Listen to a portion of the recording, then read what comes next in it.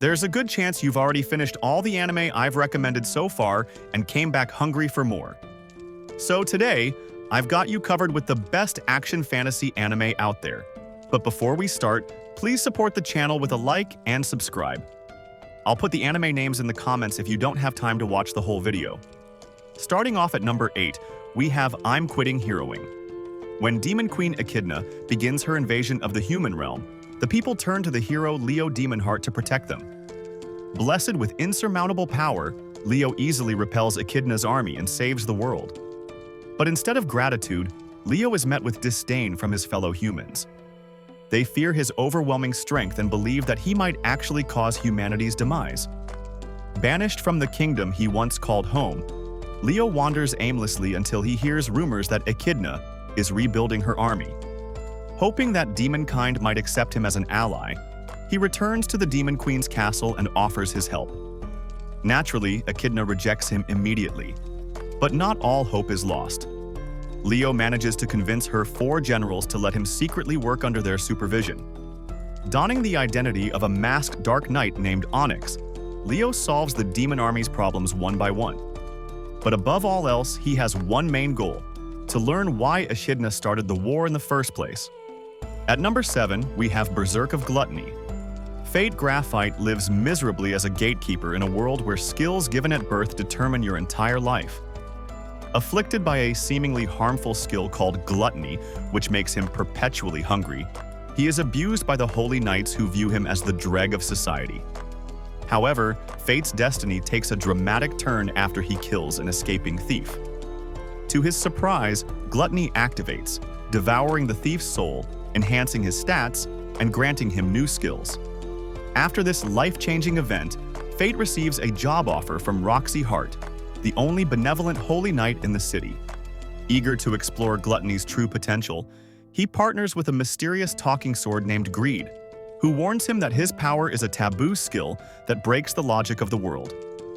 Now forced to live a double life, Fate must slay monsters at night to satisfy his awakened appetite for souls, lest he go berserk and lose all chances at finding happiness. At 6th place, we have Arifureta, From Commonplace to World's Strongest. The ordinary life of 17-year-old Hajime is disrupted when he and his classmates are summoned to a fantasy world to save mankind. While his classmates are gifted with impressive combat abilities, Hajime is belittled for gaining an inferior transmutation skill with no offensive power. During a dungeon expedition, Hajime is betrayed by one of his classmates and sent plummeting into the bottom of an abyss. Though he survives the fall, he faces menacing monsters and misfortunes that send him spiraling into a nightmare. Desperate to live and return home, he resolves to fight for survival. Along the way, he meets an imprisoned vampire named Yue.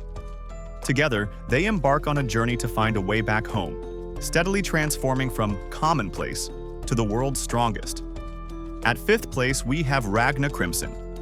Dragons are humanity's natural enemy, and only 2 things can kill them: silverine weapons or sunlight. Young hunter prodigy Leonica is accompanied by her close friend Ragna, who seems to lack the necessary skills for the job. Many shun Ragna, considering him cursed because dragons always seem to attack him and slaughter those close to him. Nevertheless, Leonica sees potential in Ragna and sticks by his side. However, Ragna's confidence is shaken when he dreams of Leonica's death. As the destined day arrives, he comes face to face with his future self, who bestows him with enormous power and memories from the future to ensure Leonica's safety. To succeed, Ragna must join forces with a mysterious figure known as Crimson and eradicate all dragons for good. At 4th place, we have the most notorious talker runs the world's greatest clan.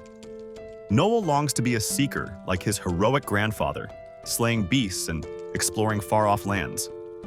Unfortunately, it turns out he's nothing but a measly talker, a support job with no combat skills whatsoever.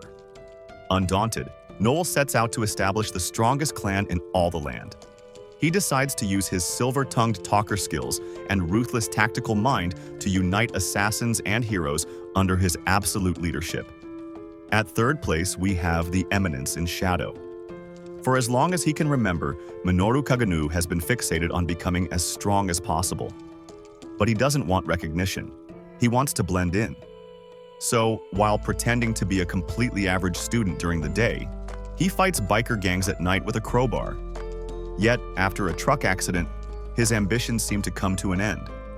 But instead of dying, Minoru reawakens as Sid in a world where magic is commonplace.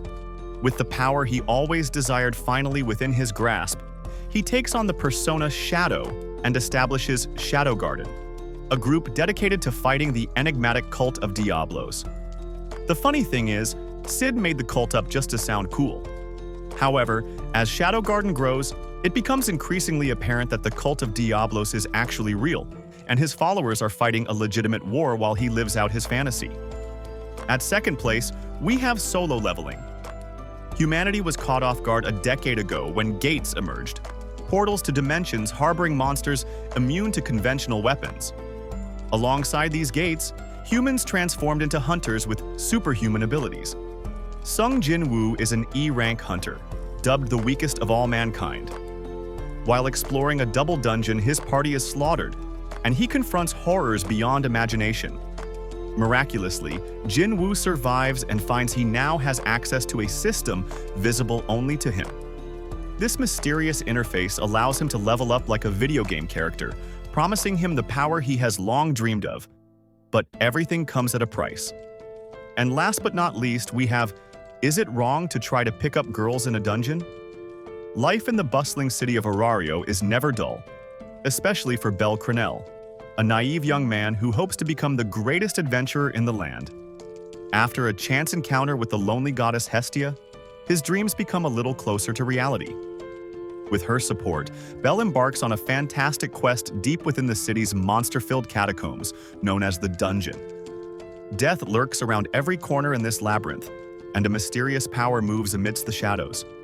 One thing is for sure, though: a myriad of blunders, triumphs, and friendships awaits the dauntlessly optimistic protagonist of this Herculean tale. Thank you so much if you have made it this far into the video. Please leave a like and subscribe. It really motivates me to keep going.